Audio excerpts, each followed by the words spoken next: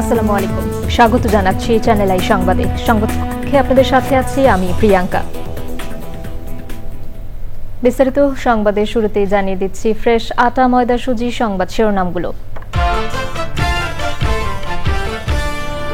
BNP মাঠে নামলে অন্তর্বর্তী সরকারের টিকে থাকা কঠিন হবে বলে দলের হুঁশিয়ারি। যতই সময় যাচ্ছে নৈরাজ্য সৃষ্টির অপচেষ্টা চলছে বলে অভিযোগ। নির্বাচন ঘনিয়ে আসার সাথে সাথে অনৈক্য তৈরির আশঙ্কায় এনসিপি বড় ইস্যু বাদ দিয়ে বিএনপি জামাত গণভোটকে প্রধান করছে মন্তব্য। কুষ্টিয়ায় 6 হত্যাসহ মানবতা বিরোধী অপরাধের 2 মামলায় ইনু হানিফ সহ 5 জনের বিরুদ্ধে অভিযোগ গঠন। সাক্ষ্য গ্রহণ শুরু 25 ও 30 নভেম্বর। গাইবান্ধায় গরু চুরির অভিযোগে গণপিটুনিতে 3 জন নিহত। পুকুরে ঝাঁপ দেওয়ার পর পানি থেকে তুলে মারধর।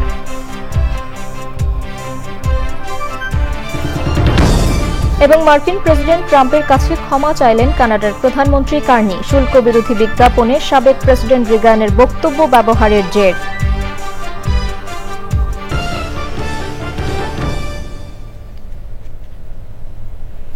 সংবাদ শিরোনামগুলো জানাচ্ছিলাম। এখনকার সংবাদ আয়োজন একই সঙ্গে চ্যানেল আই এর ইউটিউব চ্যানেলে এবং চ্যানেল আই এর ওটিটি প্ল্যাটফর্ম আই স্ক্রিনে লাইভ স্ট্রিম হচ্ছে।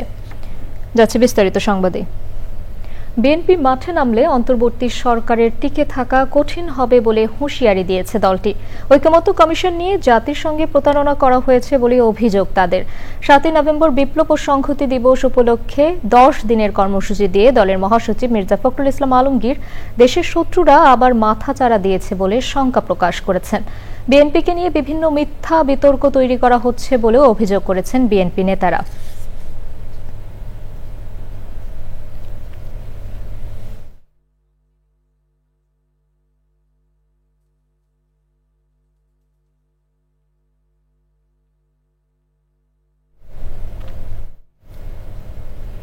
জাতীয় নাগরিক পার্টির আহ্বায়ক নাহিদ ইসলাম বলেছেন, গণভোট আগে না পরে হবে এটি প্রধান ইস্যু করেছে বিএনপি ও জামায়াত ইসলামী। রাজধানীর বাংলা মোটরে এনসিপির কেন্দ্রীয় কার্যালয়ের সমসাময়িক বিষয় নিয়ে সংবাদ সম্মেলনে তিনি আরো বলেন, একটি দল সংস্কারকে ভেস্তে দিচ্ছে, আরেকটি দল নির্বাচন পিছিয়ে দিচ্ছে। নির্বাচন যত ঘনিয়ে আসবে ততই রাজনৈতিক অনৈক্য তৈরি হবে বলে মন্তব্য করেছেন নাহিদ ইসলাম। তাফিমুল ইসলামের রিপোর্ট। সমসাময়িক বিষয় নিয়ে সংবাদ সম্মেলন আয়োজন করে জাতীয় নাগরিক পার্টি। এককভাবে বক্তব্য তুলে ধরেন দলটির আহ্বায়ক নাহিদ ইসলাম। এক প্রশ্নের জবাবে নাহিদ ইসলাম বলেন, অনেক বড় ইস্যু বাদ দিয়ে গণভোটকে বড় করেছে বিএনপি জামাত।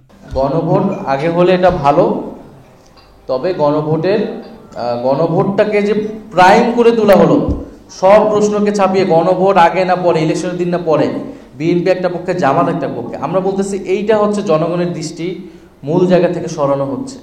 আগে দেওয়া জুলাই সনদ পরিবর্তন করা হয়েছে বলে অভিযোগ করেন নাহিদ ইসলাম। সনদের সর্বশেষ আমাদের কাছে যেই কপিটা দেওয়া হয়েছিল 2 বা 3 দিন আগে, সনদের দিন কিন্তু যেই টেক্সটের স্বাক্ষর হয়েছে সেই টেক্সটটা কিন্তু পরিবর্তন করে দেওয়া হয়েছিল। সরকারের কোনো একটা দলের চাপে বারবার এই ধরনের তার টেক্সট পরিবর্তন করে, এটা আমরা দেখে আসছি। বিভিন্ন জায়গায় শেখ মুজিবের ছবি টাঙানো নিয়ে এনসিপির আহ্বায়ক বলেন, মুক্তিযুদ্ধের প্রাপ্যটুকু শেখ মুজিবকে দিতে চান তিনি। শেখ মুজিব ফ্যাসিবাদের আইকন হিসেবে তাকে প্রতিষ্ঠা করা হয়েছে। এককভাবে তাকে আমরা জাতির পিতা বা ফাউন্ডার হিসেবে মনে করি না, তবে তার যে কৃতিত্ব মুক্তিযুদ্ধে সেটাকে আমরা অবশ্যই স্বীকার করি। ইতিহাসে সেই জায়গা তার থাকবে। নাহিদ ইসলাম বলেন, বাংলাদেশের সাথে সম্পর্ক ভালো রাখতে চাইলে ভারতকে আওয়ামী লীগের চোখে বাংলাদেশকে দেখা থেকে বেরিয়ে আসতে হবে। তাফিমুল ইসলাম, চ্যানেল আই, ঢাকা। এবারে থাকছে ভোটের হাওয়া প্রসঙ্গ।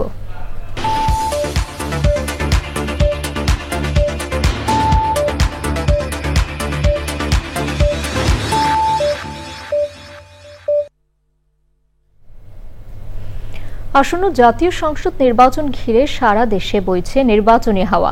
দীর্ঘদিন পর অবাধ সুষ্ঠু একটি নির্বাচনের প্রত্যাশায় সবখানে চলছে আলোচনা।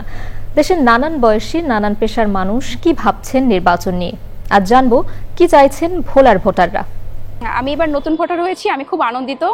আমি চাচ্ছি এরকম একজন প্রার্থীকে ভোট দিতে যিনি ভোলার উন্নয়ন এবং ভোলার মানুষের উন্নয়নে কাজ করবে এবং সৎ ও নিষ্ঠাবান হবে। এমন প্রার্থীকে ভোট দিতে চাই যিনি আমাদের ভোলার শিক্ষা এবং স্বাস্থ্যের উন্নতি ঘটাবে, যিনি আমাদের যুব সমাজকে নিয়ে কাজ করবেন। আমাদের যুব সমাজ এখন অবক্ষয়ের পথে, একেবারেই শেষ প্রান্তে। সেই যুব সমাজকে রক্ষা করবেন। আমাদের শিক্ষা প্রতিষ্ঠানগুলো ধ্বংসের দ্বার প্রান্তে। আমাদের শিক্ষাটা ভোলা জেলার শিক্ষা অন্যান্য জেলার শিক্ষার চাইতে অনেকটা নিম্নমানের। শিক্ষার ক্ষেত্রে উনি অবদান রাখবেন। বহুত বলাতে আইছে, বহুত আপনার এমপি মন্ত্রী হয়েছে, কিন্তু আমরা কিন্তু উন্নয়ন দেখতে পাই না।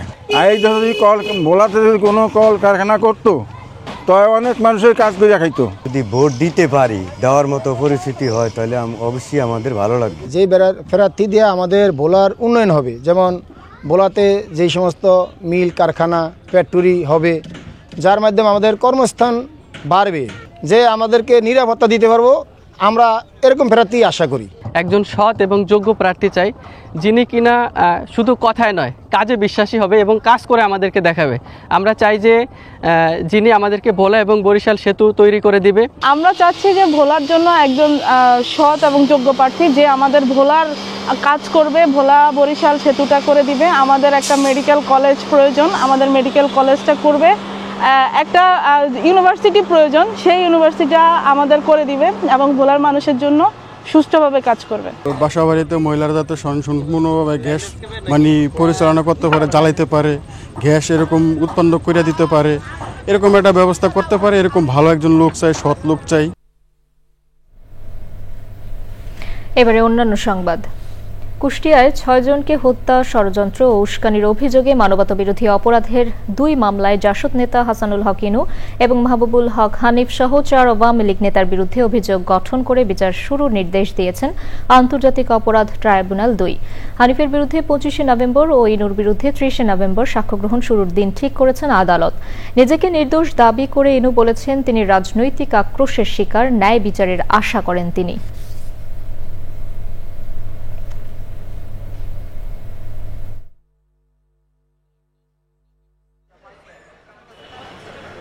আটটি অভিযোগ তার বিরুদ্ধে গঠন করা হয়েছে। আগামী 30 নভেম্বর তার এই মামলার ওপেনিং স্টেটমেন্টের জন্য এবং সাক্ষ্য গ্রহণের জন্য দিন ধার্য করা হয়েছে। একই রকম অভিযোগে মাহবুবুল আলম হানিফ, যিনি আওয়ামী লীগের অন্যতম একজন নেতা, এবং তার সহ কুষ্টিয়া আওয়ামী লীগের আরও 3 জন নেতা সহ মোট 4 জনের বিরুদ্ধে আরও একটি মামলায় অভিযোগ গঠন হয়েছে এবং সেটার বিচারের জন্য 25 নভেম্বর সাক্ষ্য গ্রহণের জন্য দিন ধার্য করা হয়েছে। জাসদের উনি সভাপতি, ওনাকে প্রশ্ন করা হয়েছে যে আপনার কোনো বক্তব্য আছে কিনা, যে আপনি কি দোষী কি নির্দোষ। জোর গলায় বলেছেন যে উনি সম্পূর্ণরূপে নির্দোষ। তারপর আদালতের মুলতবি হয়েছে। গাইবান্ধার গোবিন্দগঞ্জে গরু চুরির অভিযোগে গণপিটুনিতে 3 জন নিহত হয়েছেন। এলাকাবাসী জানান, গোবিন্দগঞ্জের কাটাবাড়ি ইউনিয়নের নাসিরাবাদ গ্রামের সালামের বাড়ির গোয়ালঘর থেকে শনিবার রাত 2:30টার দিকে 3টি গরু চুরি করে নিয়ে যাচ্ছিল চোরেরা। সে সময় বাড়ির লোকজন টের পেয়ে চিৎকার করলে প্রতিবেশী সহ গ্রামবাসী লাঠিসোঁটা নিয়ে চোরদের ধাওয়া করলে তারা পাশের নাসিরাবাদ গ্রামে পালিয়ে যায়। নাসিরাবাদ গ্রামের লোকজন ধাওয়া করলে 3 জন পুকুরে ঝাঁপ দেয়। গ্রামবাসী তাদের পুকুর থেকে উদ্ধার করে গণপিটুনি দিলে ঘটনাস্থলেই 2 জন নিহত ও 1 জন গুরুতর আহত হয়। উপজেলা স্বাস্থ্য কমপ্লেক্সে চিকিৎসাধীন অবস্থায় আহত ব্যক্তির মৃত্যু হয়। নিহতদের নাম ও পরিচয় জানা যায়নি। তাদের বয়স 30 থেকে 40 বছরের মধ্যে। মার্কিন প্রেসিডেন্ট ডোনাল্ড ট্রাম্পের কাছে ক্ষমা চেয়েছেন কানাডার প্রধানমন্ত্রী মার্ক কার্নি। সাবেক মার্কিন প্রেসিডেন্ট রোনাল্ড রিগানকে উক্তি করে ব্যবহার করে তৈরি শুল্ক বিরোধী বিজ্ঞাপনকে কেন্দ্র করে এই ক্ষমা প্রার্থনা করেন তিনি। বিজ্ঞাপন নিয়ে ক্ষুব্ধ হয়ে কানাডার সাথে বাণিজ্য আলোচনা স্থগিত ও অতিরিক্ত শুল্ক আরোপের ঘোষণা দেন ট্রাম্প। ভূমি সারথী রিপোর্ট।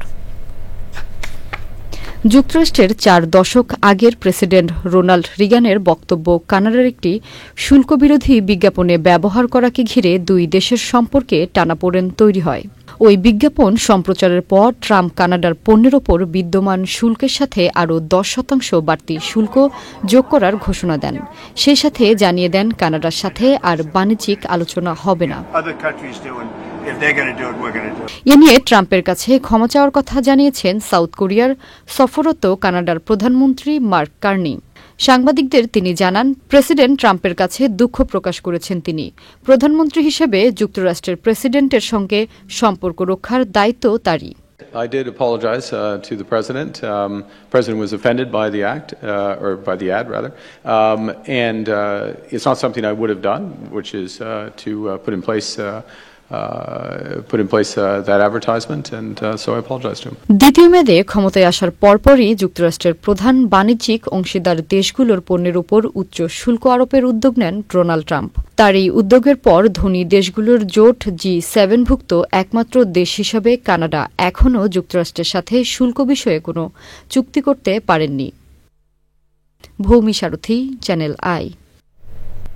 পদ্মা সেতু ও সড়ক উন্নয়নের কারণে দক্ষিণাঞ্চলের সাথে যোগাযোগ ব্যবস্থা সহজ হয়েছে, তবে বরিশালের ঐতিহ্যবাহী লঞ্চ সার্ভিসে দেখা দিয়েছে মন্দা।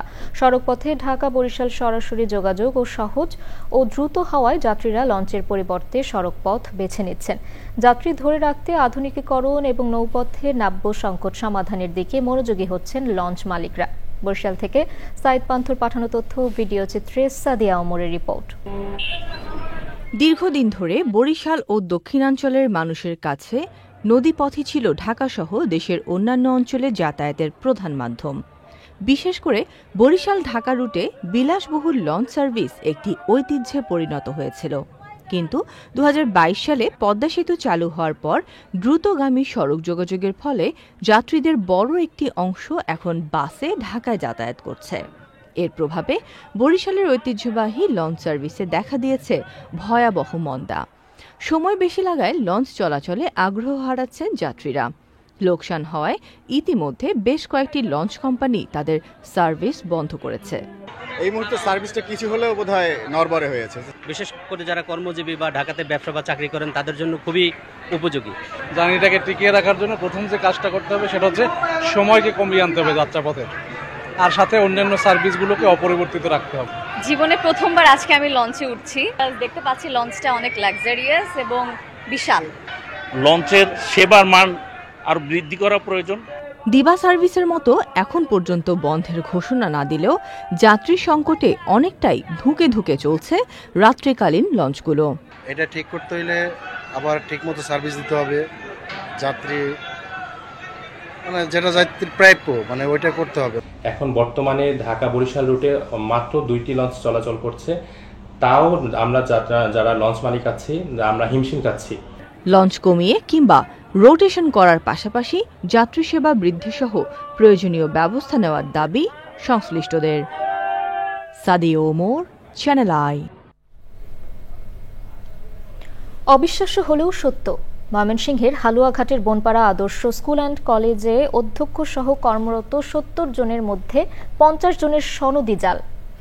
কলেজটির অধ্যক্ষ ঢাকা কলেজ থেকে স্নাতকোত্তর ডিগ্রি অর্জনের সনদ দিয়ে কয়েক বছর ধরে দায়িত্ব পালন করছেন। শুধু তাই নয়, যোগ্যতা হিসেবে শিক্ষকরা যে বিষয়ে অনার্স পাশ করেছেন বলে সনদ দিয়েছেন, সেই কলেজে অনার্সে ওই বিষয়টি নেই। তদন্ত প্রতিবেদনে উঠে এসেছে অনিয়মের আরও চিত্র। আরও জানাচ্ছেন মোস্তফা মল্লিক। ময়মনসিংহের হালুয়াঘাটের বনপাড়া আদর্শ স্কুল অ্যান্ড কলেজ প্রতিষ্ঠিত হয় 1999 সালে। এই প্রতিষ্ঠানে শিক্ষক, কর্মকর্তা ও অফিস সহায়ক 90 জন। তাদের মধ্যে অধ্যক্ষসহ নিয়োগে ব্যাপক অনিয়ম পাওয়া গেছে 55 জনের। এর মধ্যে কলেজ শাখায় কর্মরত 70 জনের মধ্যে 50 জনেরই জাল সনদ। নানা অভিযোগ ওঠায় উপজেলা সহকারী কমিশনারের নেতৃত্বে গঠন করা হয় 3 সদস্যের তদন্ত কমিটি। কলেজের অধ্যক্ষ ইমদাদুল হক ঢাকা কলেজ থেকে স্নাতকোত্তর ডিগ্রি অর্জনের কথা বললেও তদন্তে দেখা গেছে সংযুক্ত সনদটি জাল। অধিকাংশ শিক্ষক স্ক্যান করা স্বাক্ষর ও জাল সনদ ব্যবহার করে চাকরি নিয়েছেন বলে উল্লেখ করা হয়েছে তদন্ত প্রতিবেদনে। কয়েকজন শিক্ষকের ক্ষেত্রে দেখা গেছে তারা যে কলেজ থেকে পাশ করেছেন সেই কলেজ ওই বছর অনুমোদনই পায়নি। আনন্দমোহন কলেজ থেকে সনদ পাওয়া শিক্ষকদের ক্ষেত্রে দেখা গেছে তিনি যে বিষয়ের সনদ জমা দিয়েছেন আনন্দমোহন কলেজে সেই বিষয়ে অনার্স চালু নেই। দীর্ঘ তদন্ত শেষে আসলে আপনারা কি কি অনিয়ম পেয়েছেন যদি একটু জানান। অধ্যক্ষ মহোদয় কাম্য শিক্ষাগত যোগ্যতা নাই, অধ্যক্ষ হতে পারেন না, উনি পঞ্চম গ্রেডে বেতন দিতে পারেন না। জাল করেছে, স্বাক্ষর স্ক্যান করে উনি এই নিয়োগের সৃজন করেছে, অর্থাৎ এমপিওর আদেশ পাওয়ার পরে উনি মৌখিকভাবে স্বীকারও করেছেন। ভুয়া সার্টিফিকেট ওইগুলো ওইটাতে বেতন করাইছে। তারা আবার 2টা প্রাইভেট বিশ্ববিদ্যালয় থেকে আবার তাৎক্ষণিক নতুন সার্টিফিকেট নিয়ে আসে। এত বড় অনিয়ম, দীর্ঘদিন ধরে তারা সরকারি কোষাগার থেকে বেতন নিচ্ছে, তাদের সনদ জাল, এটা আসলে কাদের জন্য হয়েছে, কারা দায়ী? আর ওই যে এটার সাথে সংশ্লিষ্ট ছিল ময়মনসিংহ ওই যে মাধ্যমিকের বড় বড় পোস্টে ওনাদেরকে নিয়োগ দিচ্ছে সরকার। এখন তারা যদি এগুলো যাচাই না করে দিয়া দেয় তাহলে এটা দুঃখজনক দেশের জন্য। তদন্তে বলা হয়েছে 5 জন প্রভাষক একসঙ্গে 2টি প্রতিষ্ঠানে চাকরি করে সরকারের কাছ থেকে 2টি প্রতিষ্ঠানের বেতন ভাতা নিয়েছেন। প্রতিষ্ঠানের অধ্যক্ষ ইমদাদুল হক সহ 3 জনের নাম উল্লেখ করে প্রতারণা মামলা করেন উপজেলা নির্বাহী কর্মকর্তা আলী নূর খান। গ্রেফতার করা হয়েছে অধ্যক্ষকে। Mostafa Mallik, channel I, Dhaka. দেশীয় কর্মসংস্থানের স্বার্থে ও হুন্ডি বন্ধে এয়ারলাইন্স জিএসএ নিয়োগ আইন বহাল রাখার দাবিতে মানববন্ধন করেছেন এয়ারলাইন্স জিএসএতে নিয়োজিত কর্মকর্তা কর্মচারীরা। রাজধানীতে জাতীয় প্রেস ক্লাবের সামনে মানববন্ধনে বক্তারা বলেন, বিদেশি এয়ারলাইন্সগুলোর স্বার্থে জিএসএ নিয়োগ আইন বাতিল করা হলে কর্মসংস্থান হারাবেন অনেকে। পাশাপাশি বিদেশি এয়ারলাইন্সগুলোকে বাংলাদেশের আইনি কাঠামোয় এনে জবাবদিহিতা নিশ্চিতে সরকার ব্যর্থ হবে বলেও মন্তব্য করেন বক্তারা। এতে গ্রাহক হয়রানি বাড়বে বলেও মনে করেন তারা। মানববন্ধন শেষে প্রধান উপদেষ্টা, বেসামরিক বিমান চলাচল ও পর্যটন মন্ত্রণালয়, আইন মন্ত্রণালয় ও শ্রম ও কর্মসংস্থান মন্ত্রণালয় ও বাণিজ্য মন্ত্রণালয়ে স্মারকলিপি দেয়া হয়। যুক্তরাষ্ট্রে চলছে ইতিহাসের অন্যতম দীর্ঘ শাটডাউন। এর প্রভাবে ভোগান্তিতে পড়েছেন দেশটির সরকারি কর্মচারীরা। পাশাপাশি প্রবাসী বাংলাদেশিদের অনেকেই এই শাটডাউনের শিকার হয়েছেন। যুক্তরাষ্ট্রের নিউ জার্সি থেকে বিস্তারিত জানাচ্ছেন সুব্রত চৌধুরী। শাটডাউনের ফলে আমেরিকায় চলছে অচল অবস্থা। বেশ কয়েকবার চেষ্টার পরও অচল অবস্থা কাটাতে ব্যর্থ হয়েছে সেনেট। শাটডাউন এর মধ্যে গড়িয়েছে 5ম সপ্তাহে। এই অচল অবস্থা ভ্রমণ, শিক্ষা, বিজ্ঞান ও প্রতিরক্ষা কার্যক্রমে বড় ধরনের প্রভাব ফেলেছে। তহবিল বন্ধ থাকায় বহু সরকারি সংস্থা কার্যত স্থবির। সাধারণ মানুষের জন্য গুরুত্বপূর্ণ পরিষেবা বন্ধ হয়ে যাওয়ার ফলে তাদের জীবনযাত্রায় অসুবিধার সৃষ্টি হচ্ছে। বিশেষ করে ব্যবসায়ী যারা আছে তারাও তো ক্ষতিগ্রস্ত হচ্ছেই, আর অনেকের যে তার ফুড স্ট্যাম্প হচ্ছে তারা এখন হতাশাগ্রস্ত। তো আমরা চাই শাটডাউন উঠে যাক, স্বাভাবিক ব্যবস্থা ফিরে আসুক। ফেডারেল শাটডাউন কন্টিনিউ হচ্ছে, এই জন্য আমাদের ব্যবসা বাণিজ্য অনেক ক্ষতিগ্রস্ত হচ্ছে। আমরা দ্রুত চাই যে এটার একটা সুষ্ঠু সমাধান হোক। শাটডাউনের কারণে নিজস্ব প্রবাসী বাংলাদেশিদেরও ভোগান্তি পোহাতে হচ্ছে। প্রবাসী বাংলাদেশিদের মধ্যে যারা ফেডারেল সরকারের অধীনে চাকরি করছেন তাদের অনেককে সাময়িক ছুটিতে পাঠানো হয়েছে। বেশ অনিশ্চয়তার মধ্যে দিন পার করছেন তারা। শাটডাউনের কারণে আমাদের ব্যবসা অনেক ক্ষতিগ্রস্ত হয়েছে। আমরা চাই শাটডাউন তাড়াতাড়ি উঠে যাক। দোকান থেকে রাখাটা খুব কষ্টকর হয়ে যাচ্ছে, কারণ ফুল স্ট্যাম্পে কোনো কাস্টমার আসতেছে না এখন আর। শাটডাউনের কারণে প্রবাসী বাংলাদেশিদের অনেকের ব্যবসা বাণিজ্যে নেমে এসেছে স্থবিরতা। আগের তুলনায় তাদের প্রতিষ্ঠানের বিক্রিও অনেক কমে গেছে। ব্যবসা বাণিজ্য সচল রাখতে তারা এখন হিমশিম খাচ্ছেন। প্রবাসী বাংলাদেশিরা আশা করছেন আইন প্রণেতারা দ্রুততম সময়ের মধ্যে সমঝোতায় পৌঁছবেন, যার ফলে অবসান হবে দীর্ঘমেয়াদী এই অচল অবস্থার। Subrata Chowdhury, channel I, new jersey, America. এবারে নিটল টাটা কৃষি সংবাদ।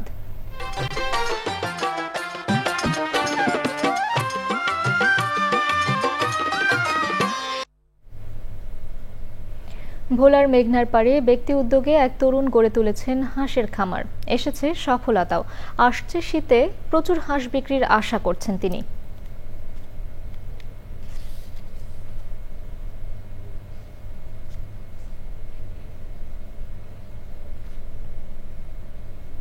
এবার প্রকৃতি সংবাদ।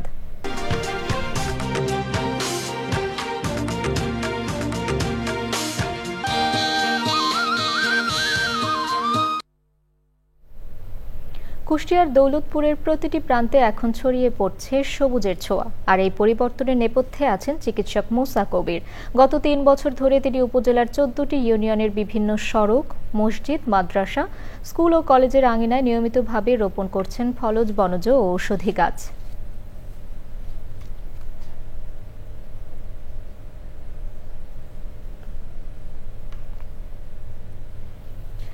দর্শক, সবশেষে ফ্রেশ আটা ময়দা সুজি সংবাদ শিরোনামগুলো জানিয়ে দিচ্ছি আরও একবার। বিএনপি মাঠে নামলে অন্তর্বর্তী সরকারের টিকে থাকা কঠিন হবে বলে দলের হুঁশিয়ারি। যতই সময় যাচ্ছে নৈরাজ্য সৃষ্টির অপচেষ্টা চলছে বলে অভিযোগ। নির্বাচন ঘনিয়ে আসার সাথে সাথে অনৈক্য তৈরির আশঙ্কায় এনসিপি। বড় ইস্যু বাদ দিয়ে বিএনপি জামাত গণভোটকে প্রধান করছে মন্তব্য। কুষ্টিয়ায় 6 হত্যাসহ মানবতাবিরোধী অপরাধের 2 মামলায় ইনু হানিফ সহ 5 জনের বিরুদ্ধে অভিযোগ গঠন। সাক্ষ্য গ্রহণ শুরু 25 ও 30 নভেম্বর। গাইবান্ধায় গরু চুরির অভিযোগে গণপিটুনিতে 3 জন নিহত। পুকুরে ঝাঁপ দেওয়ার পর পানি থেকে তুলে মারধর।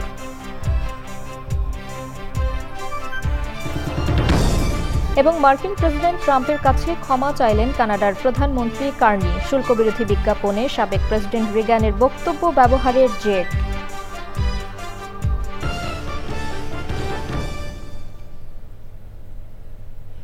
চ্যানেল আইয়ের সর্বশেষ সংবাদ জানতে ভিজিট করুন channelionline.com-এ। যুক্ত থাকুন আমাদের সোশ্যাল মিডিয়া প্ল্যাটফর্মগুলোর সাথে। দর্শক, এখনকার সংবাদ আয়োজন এ পর্যন্তই। এতক্ষণ সাথে থাকার জন্য ধন্যবাদ সবাইকে।